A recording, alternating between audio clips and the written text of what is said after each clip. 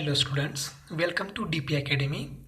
आज हम derivative of rate major के जो एग्जाम्पल है वो कैसे सॉल्व करते हैं वो हम देखेंगे। प्रीवियस वीडियो में हमने equation of tangent and equation of normal कैसे फाइंड आउट करते हैं ये हमने देखा था। उसके साथ साथ how to find point on the curve ये भी हमने देखा था। तो आज हम रेट मेजर के बारे में देखते हैं और कुछ एमसीक्यूज सॉल्व करते हैं। तो चलिए स्टार्ट करते हैं। सपोज हमारे पास एक फंक्शन है y is equal to f of x. अब ये फंक्शन है तो हम क्या करते हैं, यहाँ पर del x and del y with changes in x and y respectively, जो चेंज x में होगा उसको हम कहेंगे डेल एक्स और जो चेंज y में होगा उसको हम कहेंगे डेल वाई। तो ये चेंजेस है एक्स एंड वाई। अब क्या करते हैं, अब हम del y divided by del x ये जो है इसको हम कहते हैं average rate of change of y with respect to x. इसको डेल को या डेल्टा एक्चुअली ट्रायंगल से हम दिखाते हैं तो इसको कहेंगे del y by del x. इसको हम कहते हैं average rate of change of y with respect to x. Rate of change, देखो रेट मेजर मतलब क्या है, रेट ऑफ चेंज। लेकिन रेट ऑफ चेंज दो टाइप के होते हैं, एक होता है एवरेज जो हमने यहीं पर लिखा है del y by del x. दूसरा देखते हैं, देखो ये डेल एक्स है और डेल एक्स मतलब क्या है, चेंज इन एक्स है। वो अगर छोटा होता है, बहुत ही स्मॉल होता है तो हम उसको कैसे रिप्रेजेंट करते हैं, limit as del x tends to zero del y divided by del x.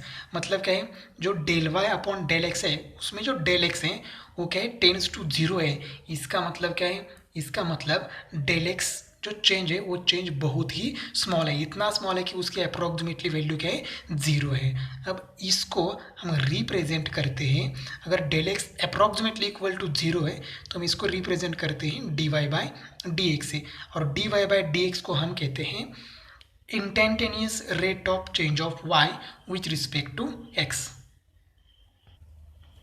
देखो ये dy बाई डी एक्स को हम कहेंगे instantaneous rate of change of y with respect to x। मतलब rate of change of y का हमें calculate करना है विथ रिस्पेक्ट टू x। अब देखो रेट मेजर में dy बाई डी एक्स का ये मीनिंग है, इंस्टेंटेनियस रेट ऑफ चेंज ये मीनिंग है।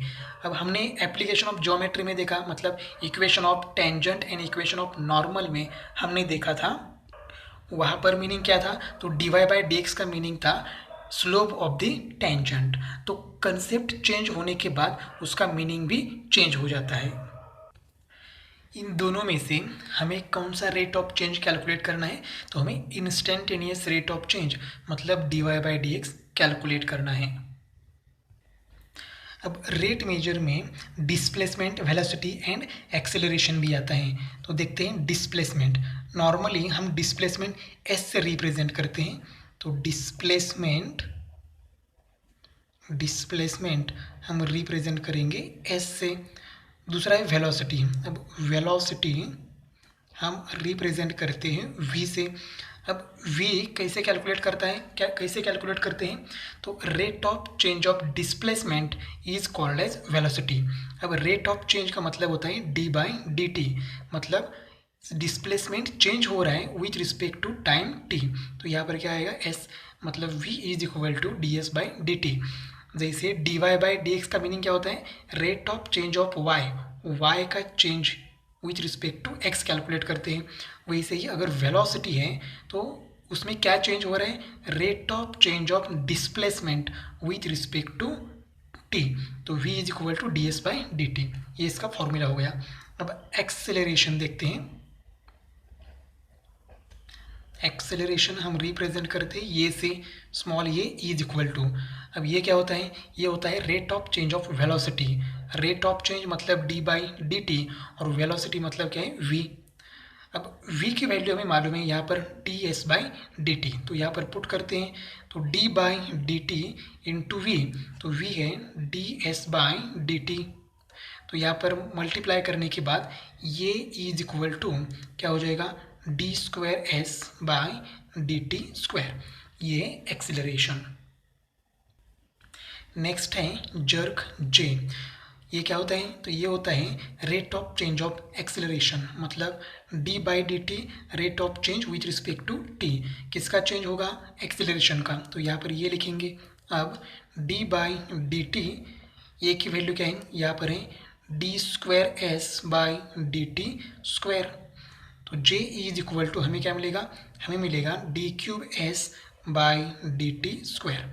तो देखो यहाँ पर डिस्प्लेसमेंट एस है, तो वेलोसिटी क्या होता है? First order derivative of displacement.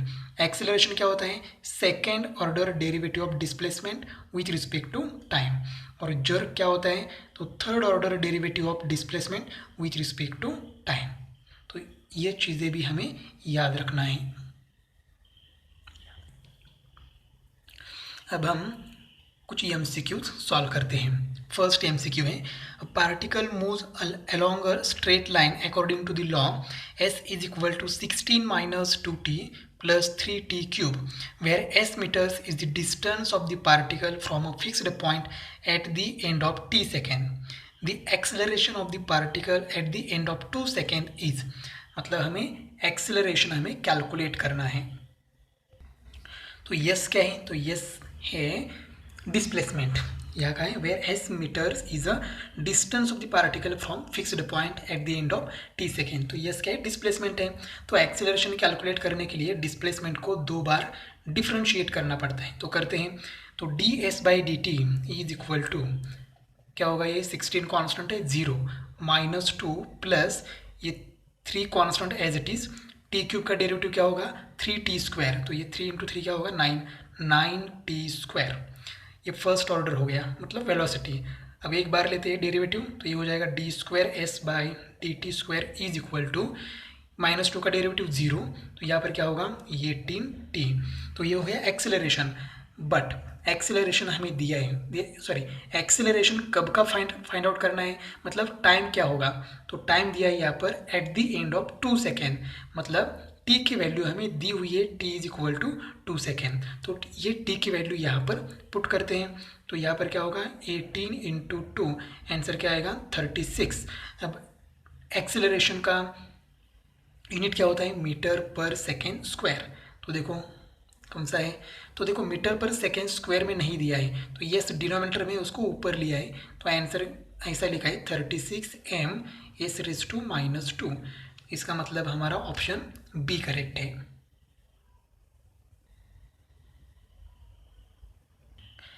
Next example है, the equation of motion of a particle moving along a straight line is s is equal to 2t cube minus 9t square plus 12t, where the units of s and t are centimeter and second. The acceleration of the particle will be 0 after, हमारे पास option है। अब देखो पहले calculate क्या करना है ये देखते हैं। The acceleration of the particle will be 0, मतलब एक्सेलरेशन 0 होने वाला है उस पार्टिकल का, लेकिन कितने सेकेंड के बाद, मतलब कितने टाइम के बाद ये हमें कैलकुलेट करना है, मतलब हमें t की वैल्यू कैलकुलेट करनी है। उसके लिए डिस्प्लेसमेंट हमारे पास है। तो अब एक्सेलरेशन 0 करना है, तो एक्सेलरेशन हमें पहले कैलकुलेट करना पड़ेगा इन टर्म्स ऑफ t। तो इसका डबल डेरिवेटिव कैलकुलेट करते हैं। तो ये d s by d t is equal to, ये क्या हो जाएगा यहाँ पर? 6t square minus 18t plus 12। ये हो गया फर्स्ट ऑर्डर डेरिवेटिव। एक बार और डिफ्रेंशिएट करते हैं, तो ये हो जाएगा d square s by d t square is equal to 12t minus 18, 12 का डेरिवेटिव 0। अब क्या करना है? अब ये D square s by d t square का एक्सेलरेशन, इसको हम कहेंगे ये is equal to 12t minus 18। अब एक्सेलरेशन क्या हो रहा है? 0 हो रहा है, तो ये की वैल्यू हम 0 पुट करेंगे।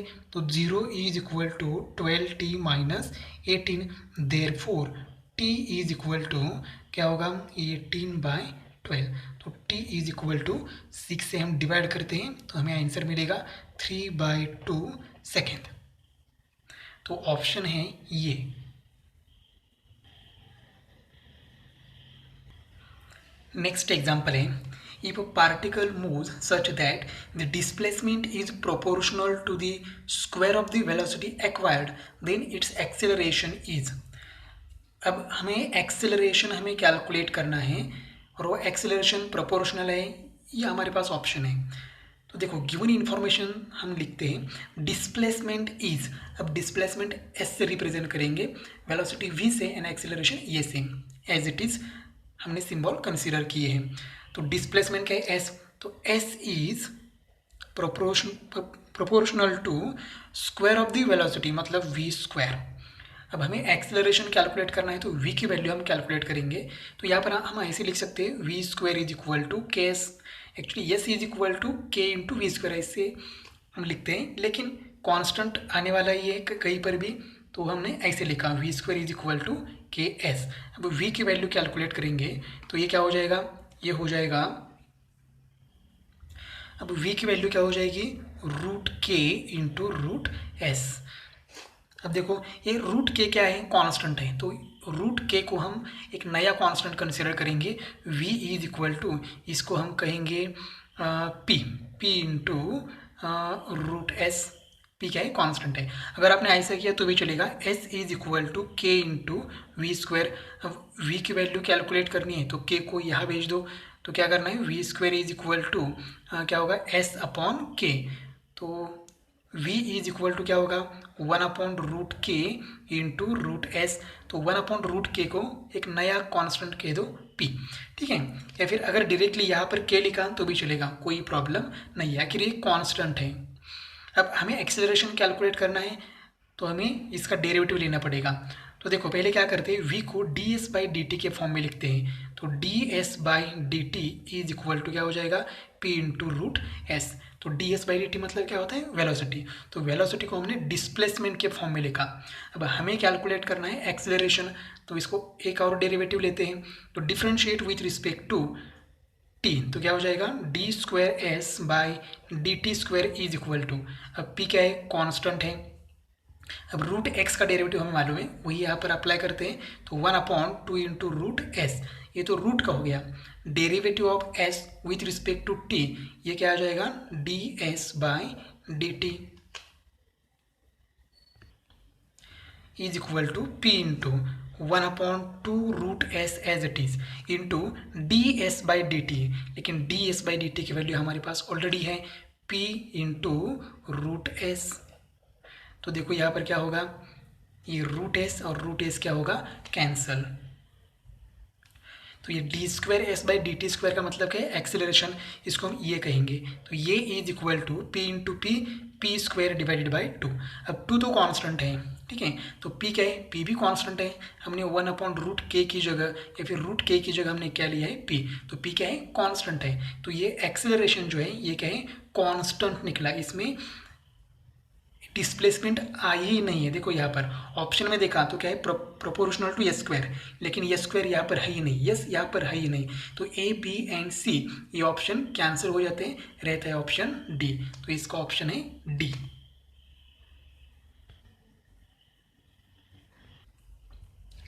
नेक्स्ट एग्जाम्पल है, a ladder 10 metre long rests against a vertical wall with the lower end on the horizontal ground.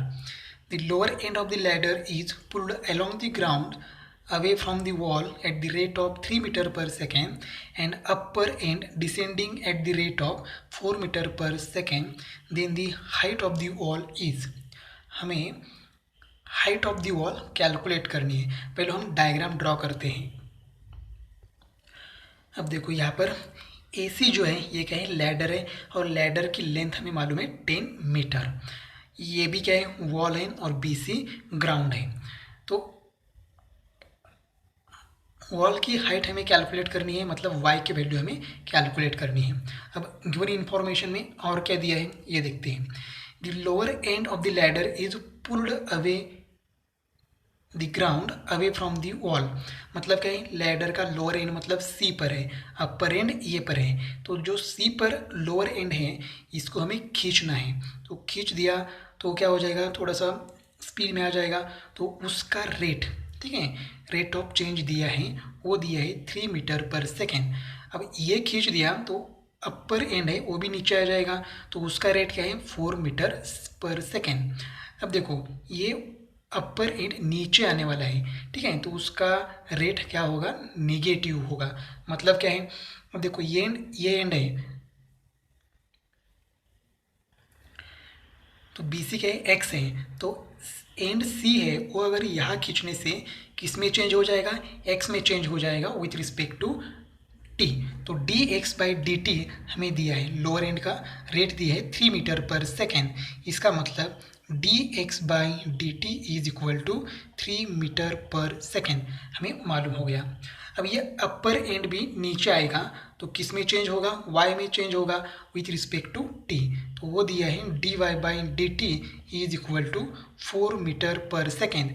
लेकिन ये डिसेंडिंग मतलब डिक्रीज होगा, डिस्टेंस पहले जितना नहीं रहेगा, नीचे आने के बाद डिस्टेंस क्या होगा, डिक्रीज होगा। तो यहाँ पर रेट ऑफ चेंज होगा लेकिन वो डिक्रीज होगा। रेट ऑफ चेंज दो टाइप के होते हैं, एक इंक्रीज भी हो सकता है और एक डिक्रीज भी हो सकता है। तो ये जो है ये इंक्रीज हो रहा है, तो इंक्रीज हो रहा है तो हम उसको पॉजिटिव दिखाते हैं। और अगर डिस्टेंस निगेटिव है, सॉरी डिस्टेंस कम हो रहा है मतलब रेट ऑफ चेंज कम हो रहा है, तो हम निगेटिव से उसको रिप्रेजेंट करते हैं। तो d y by d t क्या होगा, -4 मीटर पर सेकेंड। तो ये इतनी इन्फॉर्मेशन हमें दी है। अब हमें कैलकुलेट करना है हाइट ऑफ दी वॉल, मतलब वाई कैलकुलेट करना है।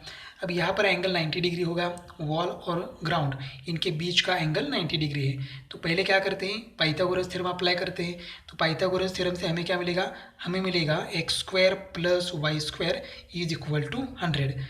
X square plus y square is equal to 10 का स्क्वायर क्या होगा, 100।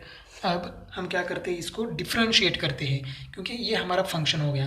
अब इसको डिफ्रेंशिएट करेंगे विथ रिस्पेक्ट टू टी करना है, विथ रिस्पेक्ट टू एक्स नहीं, क्योंकि हमारा यहाँ रेट ऑफ चेंज हो रहा है वो विथ रिस्पेक्ट टू टी हो रहा है। तो यहाँ पर क्या होगा, एक्स स्क्वायर का डेरिवेटिव 2x और एक्स का derivative with respect to t d x by d t plus y square का derivative 2y into derivative of y with respect to t d y by d t is equal to 100 का derivative क्या होगा, 0। अब यहाँ पर देखो, अब यहाँ पर 2 है, सेकेंड टर्म में भी 2 है, तो 2 कॉमन निकाल के यहाँ भेज देते हैं। तो रहेगा x d x plus y d y by d t. तो अब d x by d t की वैल्यू हमें मालूम है, तो यहाँ पर क्या रहेगा, सिर्फ 3x। यहाँ पर y की d y by d t की वैल्यू क्या है, -4, तो ये प्लस का क्या होगा, -4y इज इक्वल टू 0। अब यहाँ से हम लोग x की वैल्यू कैलकुलेट करेंगे, तो x is equal to 4y divided by 3। अब ये x की वैल्यू यहाँ पर इस फर्स्ट इक्वेशन में हम पुट करते हैं तो हमें क्या मिलेगा, y मिलेगा। यहाँ से आप लोग y की भी वैल्यू कैलकुलेट कर सकते हैं, लेकिन हमने x की वैल्यू की है, आप चाहे तो y भी कर सकते हैं। तो x की वैल्यू इक्वेशन फर्स्ट में पुट करते हैं, तो इक्वेशन फर्स्ट है x square plus y square is equal to 100। x की वैल्यू क्या है, 4y बाई 3, तो अब स्क्वायर करके ही लिखते हैं। तो 4 का स्क्वायर 16, y का square y square divide by 3 का square 9 plus y square is equal to 100। अब यहाँ पर कैलकुलेशन करते हैं, देयरफॉर क्रॉस मल्टीप्लाई किया तो आंसर क्या आएगा, 25y square divided by 9 is equal to 100। तो y square is equal to क्या होगा, ये 25 1 25, 25 4 आर क्या होगा 100। अब ये 9 यहाँ पर डिवाइड है, वहाँ जाके 4 को क्या होगा मल्टीप्लाई, तो आएगा 36। तो y इज इक्वल टू क्या होगा 6। हमें क्या कैलकुलेट करना है, height of the wall. Height of the wall क्या कंसीडर की थी हमने, y मीटर, तो y की वैल्यू क्या है 6, तो 6 मीटर है वॉल की हाइट। तो ऑप्शन डी करेक्ट है। नेक्स्ट एग्जाम्पल है, if the volume of spherical ball is increasing at the rate of 4 pi cc per second, then the rate of change of its surface area when volume is 288 pi cc is। अब हमें क्या करना है, rate of change of its surface area, ठीक है, हमें calculate करना है जब वॉल्यूम 288 पाई सीसी होगा। तो volume of spherical ball is increasing at the rate of, देखो स्फेरिकल बॉल है और क्या बढ़ रहा है, रेट ऑफ चेंज किसका दिया है, तो वॉल्यूम का दिया है। तो वॉल्यूम को हम v कहेंगे, तो यहाँ पर दिया है dv by dt is equal to 4 pi cc per second, ये गिवन इंफॉर्मेशन है।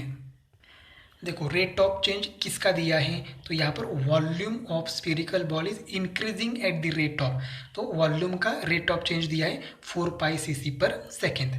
अब कैलकुलेट क्या करना है, तो rate of change of surface area, अब सरफेस एरिया को हम कहेंगे s, तो हमें क्या कैलकुलेट करना है, ds बाई dt हमें कैलकुलेट करना है, लेकिन कब, जब उसका वॉल्यूम क्या होगा 288 पाई cc होगा, मतलब वॉल्यूम भी दिया है 288 पाई cc इतना होगा, तब का rate of change of surface area हमें कैलकुलेट करना है। इस एग्जाम्पल में रेडियस भी दिए हैं, radius of the spherical ball r is equal to 6 centimetre, तो यहाँ पर लिखते हैं r is equal to 6 centimetre. अब हमें क्या करना है, देखो रेट ऑफ वॉल्यूम हमें दिया है, तो वॉल्यूम का फॉर्मूला हमारे पास होना चाहिए, तो वॉल्यूम का फॉर्मूला क्या होता है, तो v is equal to volume of sphere, v is equal to 4/3 pi r cube. अब वॉल्यूम हमें मालूम है क्या है 288 पाई, सॉरी यहाँ पर एक मिस्टेक है, यहाँ पर रेडियस नहीं दी है, रेडियस नहीं दिया है, तो हमें directly rate of change of surface area calculate करना है, तो यस नहीं दिया है हमें, ठीक है, तो v दिया है डायरेक्टली, तो v की वैल्यू यहाँ पर पुट करते हैं, वो क्या है 288 pi is equal to 4/3 pi into r cube. अब यहाँ पर देखो पाई और पाई क्या होगा, कैंसल, अब यहाँ पर 3 से अगर यहाँ पर मल्टीप्लाई करके 4 से डिवाइड करेंगे, मतलब r cube is equal to क्या होगा 288 इंटू 3 डिवाइडेड बाय 4, तो r cube is equal to 216, तो r क्या होगा, r इज इक्वल टू 216 का क्यूब रूट क्या होता है 6 सेंटीमीटर, तो ये r हमने कैलकुलेट किया, लेकिन r हमें कैलकुलेट करना ही नहीं है, हमें क्या कैलकुलेट करना है ds बाई dt। अब उसके लिए एक बार फिर से v का फॉर्मूला लिखते हैं, v is equal to 4/3 pi r cube. अब इसको हम डिफ्रेंशिएट करेंगे विथ रिस्पेक्ट टू t, ठीक है, तो देखो क्या होगा, ये होगा dv by dt is equal to 4/3 pi तो कांस्टेंट है, तो ये 4 पाई/3 इंटू इसका डेरिवेटिव क्या होगा 3r² इंटू dr/dt। अब ये dv बाई dt हमें मालूम है कितना है 4 पाई, तो यहाँ पर ये 4 पाई इज इक्वल टू, यहाँ पर 3 कैंसिल हो रहा है, तो 4 पाई इंटू r², तो r² मतलब क्या होगा यहाँ पर 6 इंटू 6 लिखते हैं इंटू dr/dt। अब ये 4 पाई क्या होगा कैंसल, मतलब dr/dt की वैल्यू क्या आ जाएगी, देखो यहाँ पर 6 इंटू 6 क्या होगा 36, तो ये 36 मल्टीप्लाई यहाँ जाके डिवाइड होगा, तो 1/36, लेकिन हमें dr/dt भी कैलकुलेट नहीं करना है, हमें ds/dt कैलकुलेट करना है। यस मतलब क्या है सरफेस एरिया, अब सरफेस एरिया ऑफ स्फीयर वो क्या है, तो उसका फॉर्मूला हमें लिखना है, तो सरफेस एरिया एस से रिप्रेजेंट करेंगे, तो एस इज इक्वल टू होता है 4 पाई r², तो यहाँ पर डिफ्रेंशिएट करेंगे विथ रिस्पेक्ट टू टी, तो ds/dt is equal to 4 pi into r² का डेरिवेटिव क्या होगा 2r इंटू dr/dt। अब is equal to 4 pi into 2 into r की वैल्यू क्या है 6 इंटू dr/dt क्या है, dr/dt की वैल्यू 1/36। अब ये देखो हमें कैलकुलेट करना है, 6 आर 36 और यहाँ पर 2 3 आर 6, तो क्या रह गया देखो ds/dt इज इक्वल टू ऊपर रह गया 4 पाई डिवाइडेड बाय 3 और इसका यूनिट क्या होगा सेंटीमीटर स्क्वायर पर सेकेंड। तो ds/dt मतलब क्या है, rate of change of surface area is 4 पाई/3 सेंटीमीटर स्क्वायर पर सेकेंड। यहाँ पर ऑप्शन ए करेक्ट है। नेक्स्ट एग्जाम्पल है, spherical balloon is filled with 4500 pi cubic meter of helium gas. If leak in a balloon causes the gas to escape at the rate of 72 pi cubic meter per minute, then the rate at which the radius of the balloon decreases 49 minutes after the leakage begun is. अब देखो initially हमने spherical balloon में जो हवा भरी है वो कितनी है 4500 पाई क्यूबिक मीटर, मतलब अभी बलून में इतना गैस प्रेजेंट है। ठीक है, अब अब क्या हुआ है, अब उस बलून को एक लीकेज हुआ है और लीकेज के साथ ही उसमें से हवा बाहर जा रही है, तो इसका मतलब क्या है, उसका वॉल्यूम डिक्रीज हो रहा है। अब जो हवा है वो बाहर जा रही है, उसका रेट क्या है, उसका रेट है 72 pi cubic metre per minute, मतलब एक मिनट में 72 पाई क्यूबिक मीटर इतनी हवा, इतना गैस बाहर जा रही है। ठीक है, अब देखो, और हमें क्या कैलकुलेट करना है, rate of change of radius. ठीक है, rate of change of radius हमें कैलकुलेट करना है आफ्टर 49 मिनट्स। तो इनिशियली वॉल्यूम इतना है स्फेरिकल बलून का, लेकिन 49 मिनट के बाद वॉल्यूम कितना होगा ये हमें कैलकुलेट करना है। इनिशियली इतना गैस है, लेकिन 49 मिनट के बाद, ठीक है, गैस क्या होगा, कम होगा। तो कितना कम होगा, तो देखो एक मिनट में गैस कितना बाहर जा रहे हैं 72 पाई क्यूबिक मीटर, तो 49 मिनट में क्या करना पड़ेगा, इन दोनों का मल्टीप्लाई करना पड़ेगा और 4500 पाई में से माइनस करना पड़ेगा। तो वॉल्यूम हमें कैलकुलेट करना है, V is equal to 4500 pi initial volume है, माइनस एक मिनट में कितना गैस बाहर जा रहा है उसका रेट क्या है 72 पाई इंटू ऐसे कितने मिनट बाहर जा रहा है गैस 49 मिनट, तो ये हमें करना है। तो V इज इक्वल टू, देखो क्या होगा 4500 पाई माइनस ये क्या होगा मल्टीप्लाई 72 इंटू 49,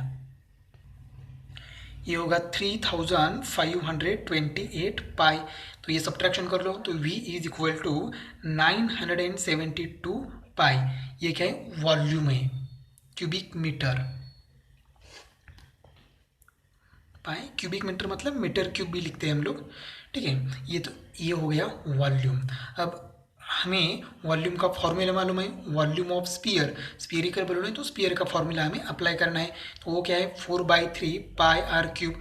अब वॉल्यूम हमें मालूम है 972 pi is equal to 4/3 pi into r cube. हमें आर मतलब रेडियस हमें कैलकुलेट करनी है, तो देखो क्या होगा यहाँ पर पाई पाई तो कैंसिल होगा, तो r cube is equal to 972 into 3 divided by 4, तो यहाँ पर आर की वैल्यू क्या आएगी, तो यहाँ पर आएगा 9 आएगा। ठीक है, तो r cube is equal to क्या होगा 243 इंटू 3 होगा, 4 से डिवाइड करेंगे तो आर इज इक्वल टू अगर क्यूब रूट निकाल दिया तो वो आएगा 9। अब आर हमें नहीं चाहिए, हमें d r by d t चाहिए, rate of change of radius हमें d r by d t चाहिए। अब ये 72 पाई ये क्या है, ये वॉल्यूम जो वॉल्यूम का जो रेट है ना वो दिया है हमें, मतलब क्या दिया है देखो यहाँ पर d v by d t is equal to 72 pi cubic metre, मतलब मीटर क्यूब हमें दिया है, क्योंकि वॉल्यूम गैस बाहर जा रहा है मतलब वॉल्यूम क्या हो रहा है कम हो रहा है, मतलब वॉल्यूम में चेंज हो रहा है, वो चेंज हमें दिया है d v by d t is equal to 72 pi metre cube. अब वॉल्यूम का फॉर्मूला हमें मालूम है, V is equal to formula क्या है 4/3 पाई आर क्यूब। अब इसको क्या करते हैं हम लोग डिफ्रेंशिएट करते हैं विथ रिस्पेक्ट टू टी, तो ये क्या हो जाएगा d v by d t is equal to ये 4/3 कॉन्स्टेंट पाई भी कॉन्स्टेंट, अब 3 आर क्यूब का डेरिवेटिव क्या हो जाएगा 3r square into d r by d t, और ये d r by d t हमें कैलकुलेट करना है, उसके लिए d v by d t हमें मालूम है 72 पाई इज इक्वल टू यहाँ पर 3 क्या होगा कैंसिल, तो 4 pi into r square, r क्या है देखो आर है 9, तो आर स्क्वायर को हम ऐसे लिखेंगे 9 into 9 into d r by d T. अब यहाँ पर 9 इंटू 4 क्या होगा 36, 36 इंटू 2 क्या होगा 72, और ये पाई पाई कैंसल, तो देखो d r by d t is equal to यहाँ पर 2 बाकी है 9 मल्टीप्लाई वहाँ जाके डिवाइड होगा, तो d r by d t is equal to क्या आ गया 2/9, और उसका यूनिट क्या होगा, उसका यूनिट होगा cubic metre per minute, sorry metre per minute. इसका यूनिट देखो रेडियस है, तो रेडियस का यूनिट होता है मीटर पर टी मतलब टाइम है, तो उसका यूनिट है सेकेंड। तो dr/dt is equal to 2/9 metre per second, तो ऑप्शन है सी। तो इस तरह से हमने डेरिवेटिव ऑफ रेट मेजर देखा है। इस टाइप के एग्जाम्पल आपको सॉल्व करने हैं, उसका प्रैक्टिस करना है। नेक्स्ट वीडियो में हम देखेंगे इंक्रीजिंग एंड डिक्रीजिंग फंक्शन और उसके साथ साथ मैक्सिमा एंड मिनिमा।